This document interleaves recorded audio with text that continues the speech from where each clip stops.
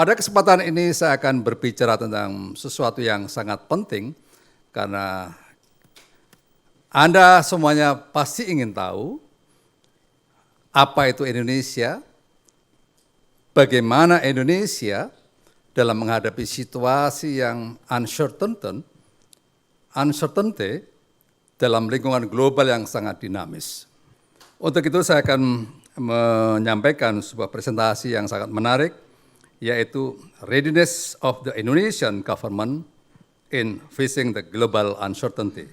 Hadirin sekalian, seperti yang selalu disampaikan oleh Bapak Presiden Jokowi bahwa dunia saat ini tidak sedang baik-baik saja. Untuk itulah apa yang disampaikan dalam pertemuan annual IMF di Bali pada tahun 2018, the winter is coming. Ini sebuah situasi yang terjadi dan sampai dengan saat ini itu dunia telah merasakan. Setelah dunia menghadapi post-pandemi COVID-19, saat ini kita juga dihadapkan pada kondisi geopolitik yang tidak menentu, seperti perang Rusia-Ukraine, perang dagang Amerika Serikat dan China, dan juga tentang disruption digital. Kondisi geopolitik ini menimbulkan risiko konflik yang berdampak pada krisis pangan, krisis energi, dan juga krisis finansial global, juga tentang krisis iklim, perubahan iklim. Di tengah situasi geopolitik global, Indonesia berperan penting dalam menjaga perdamaian di kawasan melalui leadership di KTT ASEAN dan secara global melalui leadership KTT G20. Selain itu, Indonesia juga dipercaya untuk menyelenggarakan event internasional seperti MotoGP dan FIBA World Cup 2023. Tahun ini juga Indonesia terpilih sebagai tuan rumah Piala Dunia Under-17 FIFA 2023 pada tanggal 10 November dan sampai dengan 2 Desember 2023. Negara Indonesia adalah negara yang berdaulat selama 78 tahun. Secara demografis, Indonesia memiliki populasi sebesar 273,8 juta jiwa dan menjadi negara keempat dengan populasi terbanyak di dunia setelah RRC, India, dan Amerika Serikat. Kita tahu bersama pada tahun 2019, COVID-19 telah menjadi game changer bagi seluruh negara di dunia, tidak terkecuali Indonesia dan juga Korea Selatan. Tapi puji Tuhan, alhamdulillah, Indonesia berhasil melewati badai pandemi COVID-19 dengan baik, dan saat ini Indonesia telah memasuki era endemi pasca pandemik.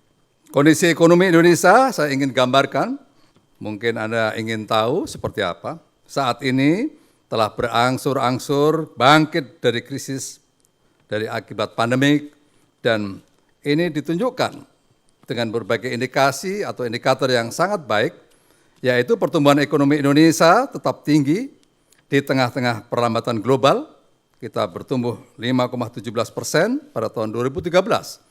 Inflasi juga demikian telah terjaga dengan baik sebesar 3,27%. Berikutnya, terkendalinya inflasi di Indonesia didorong oleh seluruh komponen yang telah bekerja keras yang sungguh luar biasa. Berikutnya, Indonesia Manufacturing Index atau PMI ada 53,9%. Ini sebuah indikasi yang sangat-sangat positif.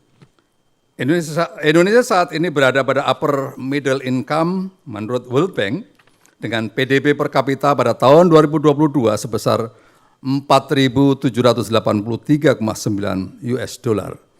Indonesia juga memiliki proyeksi pertumbuhan untuk keluar dari middle income trap pada tahun 2036 dengan PDB per kapita sebesar 12,233 US dollar. Indonesia juga memiliki proyeksi untuk menjadi negara dengan kekuatan ekonomi terbesar keempat di dunia pada tahun 2045, 100 tahun Indonesia merdeka dengan PDB sebesar 23,199 US dollar. 23.000 maksud saya. Kinerja sektor eksternal relatif terjaga di tengah ketidakpastian global yang meningkat. Kinerja sektor eksternal tercermin dari posisi cadangan devisa Indonesia yang selalu meningkat dari waktu ke waktu berada pada 137,7 miliar US dollar. Juga demikian, nilai tukar rupiah relatif terjaga dengan baik dan prospek ekonomi Indonesia ke depan pada tahun 2023 ke depan diperkirakan tetap kuat. Semua ini bisa berjalan hari sekalian berkat kepemimpinan Bapak Presiden Joko Widodo yang mana visi beliau tercantum dalam visi Indonesia Maju. Ada 5 visi. Yang pertama adalah Indonesia yang tidak satupun rakyatnya tertinggal untuk meraih cita-citanya. Yang kedua, Indonesia yang demokratis, yang hasilnya dapat dinikmati oleh seluruh rakyat Indonesia. Yang ketiga, Indonesia yang setiap warga negaranya memiliki hak yang sama di depan hukum. Dan yang keempat adalah Indonesia yang menguasai ilmu pengetahuan dan teknologi kelas dunia. Dan yang kelima, Indonesia yang mampu menjaga dan mengamankan bangsa dan negara dalam dunia yang semakin kompetitif. Dalam rangka menuju ke sana ada 5 strategi yang menjadi arahan Bapak Presiden Jokowi dan itu selalu dijalankan secara konsisten oleh para menterinya. 5 strategi itu adalah yang pertama, ini sesuatu yang sangat penting, yaitu pengembangan sumber daya manusia. Hadirin sekalian, angkatan kerja di Indonesia saat ini berada pada bonus demografi dengan jumlah penduduk usia produktif 15 sampai dengan 64 tahun sebanyak 68% dari jumlah penduduk Indonesia. Berikutnya, kebijakan untuk dapat mengoptimalkan bonus demografi adalah sebuah investasi pembangunan sumber daya manusia itu sendiri. Untuk mewujudkan generasi Indonesia emas pada 2045, penurunan prevalensi stunting telah menjadi salah satu agenda prioritas pemerintah Indonesia. Selanjutnya, pemerintah Indonesia telah berhasil menurunkan stunting secara signifikan hingga 15% dari 37%. Indonesia memberikan perlindungan sosial kepada kelompok rentan dan miskin. Anggaran perlindungan sosial mengalami peningkatan yang sangat signifikan dari 308 triliun atau 22 miliar US dollar pada 2019 menjadi 35 miliar US dollar pada 2020. Itu upaya-upaya untuk memberikan perlindungan bagi masyarakat Indonesia. Pemerintah Indonesia juga berkomitmen untuk memperkuat investasi di bidang pendidikan, antara lain dengan mendukung perluasan program beasiswa, pemajuan kebudayaan, penguatan perguruan tinggi kelas dunia, dan pengembangan riset dan inovasi. Pemerintah telah menaikkan anggaran beasiswa dan bantuan sosial yang sangat signifikan, khususnya untuk pendidikan. Selanjutnya yang kedua adalah pembangunan infrastruktur. Tujuan pembangunan infrastruktur di Indonesia untuk meningkatkan mobilitas baik barang maupun orang. Mobilitas yang mudah untuk menekan biaya dalam rangka menuju efisiensi dan efektivitas. Pemerintah Jokowi juga telah merumuskan proyek strategis nasional atau PSN sebagai dokumen penting untuk memandu pembangunan proyek-proyek infrastruktur penting dan strategis.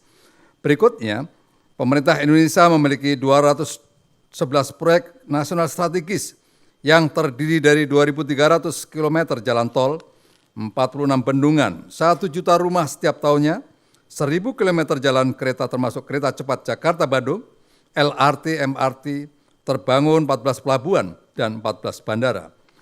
Berikutnya pembangunan Ibu Kota Nusantara sebagai big project Smart Forest City dengan tujuan mengubah paradigma Jawa sentris menjadi Indonesia sentris. Berikutnya yang ketiga adalah reformasi regulasi.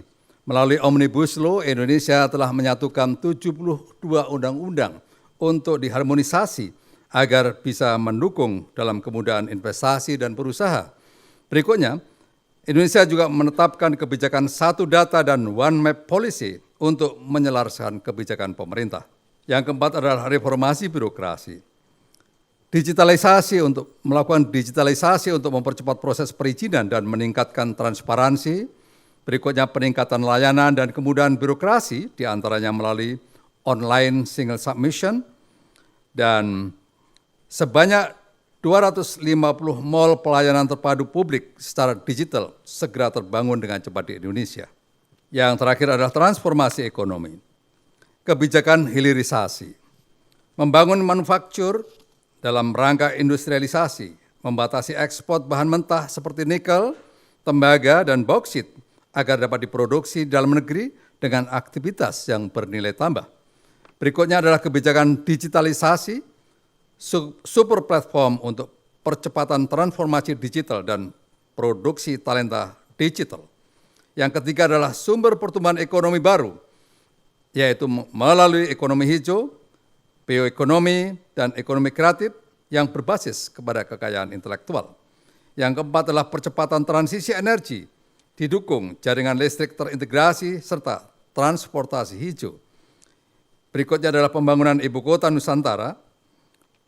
Dan yang terakhir, beberapa isu penting yang dibahas dalam penyelenggaraan KTT ASEAN menjadi diskusi utama dan deliverable adalah ekosistem mobil listrik, digital economy framework, ketahanan energi, Chiang Mai Initiative, dan ILCT, ketahanan pangan, ASEAN Outlook on Indonesia Pacific, on Indo-Pacific atau AOIP, dan investasi yang masuk ke Indonesia. Berikutnya adalah kekayaan sumber daya alam dan bonus demografi di Indonesia, serta kepercayaan internasional saat ini telah menjadi modal utama untuk menjadikan Indonesia menuju ke negara maju. Hadirin sekalian, melalui 5 strategi itu diharapkan akan memunculkan 3 situasi. Yang pertama adalah tentang stability, berikutnya efisiensi logistik untuk mendukung supply chain, dan yang ketiga adalah public trust yang tinggi agar bisa memberikan kepastian dan kemudahan terhadap investasi. 3 hal itu sebagai prasyarat investasi. Siapapun yang akan datang ke sebuah negara akan bertanya, bagaimana tentang stability? Yang kedua, bagaimana tentang efisiensi? Dan yang ketiga adalah bagaimana kenyamanan dan kemudahan berusaha. Saya ingin menyampaikan beberapa kriteria melalui indeks-indeks. Inilah indeks stabilitas Indonesia, indeks demokrasi Indonesia versi EU berada di urutan 54 dari 164 negara. Indeks kerukunan umat beragama di Indonesia ada pada urutan 73,84. Kepastian berusaha, indeks ease of doing business Indonesia saat ini berada di peringkat 73 dari 190 negara. Berikutnya, pembangunan infrastruktur di Indonesia seperti jalan tol dan pembangunan pelabuhan udara telah meningkatkan efisiensi logistik Indonesia untuk mendukung supply chain dengan biaya yang lebih murah. Berikutnya, public trust diukur dengan kepuasan masyarakat terhadap pemerintah Indonesia saat ini sebesar 88,19%, dari versi kepuasan publik terhadap kinerja pemerintah sebesar 82%. Apa yang akan terjadi setelah ada perubahan kepemimpinan pada 2024? Apakah Indonesia akan berubah?